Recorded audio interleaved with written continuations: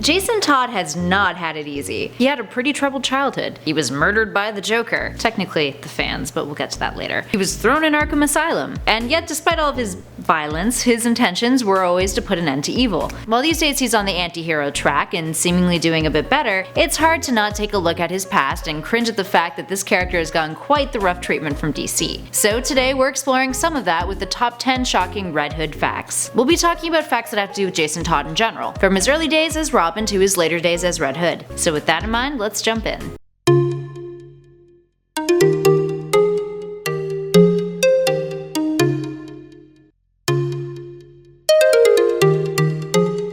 And at number 10 is his creation. Let's start off this list with a little bit of publication history context. When editor Len Wein started at DC in 1982, Batman sales were at a record low. Realizing that this was because of Dick Grayson's departure to the Teen Titans, it was decided that a replacement Robin should be created. Introducing Jason Todd, who just so happened to be a clone of Grayson. From appearance to origin story, he was initially popular until revamped after Crisis on Infinite Earths, in which fans started to hate him. Which is what led to Batman editor Dennis O'Neil suggesting that the audience have more of an influence on the creative process of Batman's story in 1988's A Death in the Family arc, that inevitably led to Jason's death, but more on that later. Up next, number 9 is Strawberry Blonde. Moving on to a more superficial fact, did you know that upon his introduction, Jason Todd was actually a strawberry blonde? He would later dye his hair black after being presented with a Robin costume of his own, but prior to this, the blonde hair was the only thing that really distinguished him physically from Dick Grayson, since they were otherwise identical. And at number 8, his parents were killed by Killer Croc. When we first met Jason in 1983, he was the son of circus acrobats who were killed by Killer Croc.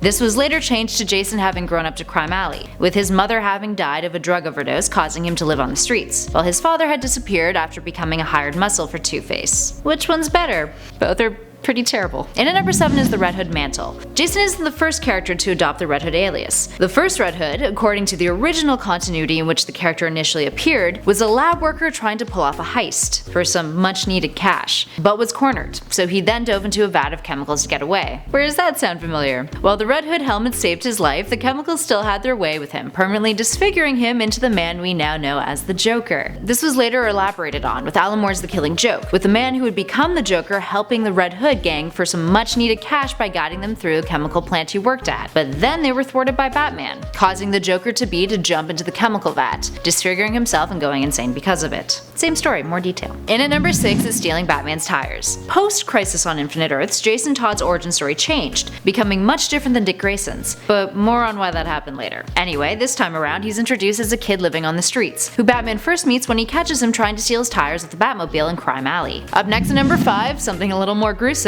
the VR experience. So it turns out you can actually watch Jason Todd's death in Batman Arkham Knight with the Batman Arkham VR. Whoa!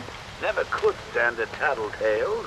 Yeah, that's dark. Up next, number 4 is Redefined. Editors at DC felt that Jason and Dick Grayson were too similar, so when DC was to reboot some of its titles after Crisis on Infinite Earths, Jason underwent some character adjustments in order to better define him as an individual separate from his Robin predecessor, including the origin story with Batman's tires we mentioned earlier. What else did this include? Well, it made him edgier, giving him a bit of a mean streak, and gone was the natural athleticism and acrobatic skills, now replaced by channeling his rage to fight crime, which, lucky for us, translated well into his Red Hood days, and helped make him the complex, interesting, and sometimes disturbed character he is today, especially when it comes down to his troublesome relationship with Batman. But at the time, fans didn't like this version of Robin, and thus began his unpopular streak. And at number 3 is Philippe. Speaking of that mean streak, here's a prime example of that. Felipe Garzones was a serial rapist who had gotten away with his crimes due to his father's connections. Jason wasn't cool with this, so he hunted him down, and by the time Batman arrived on the scene, Philippe was already dropping from the top of a building. While Jason said that Philippe slipped and fell, I think his body language in this panel says otherwise, and Bats always assumed Jason was lying about what really happened on that balcony. And our number 2 spot is he's a sketchy murderer too.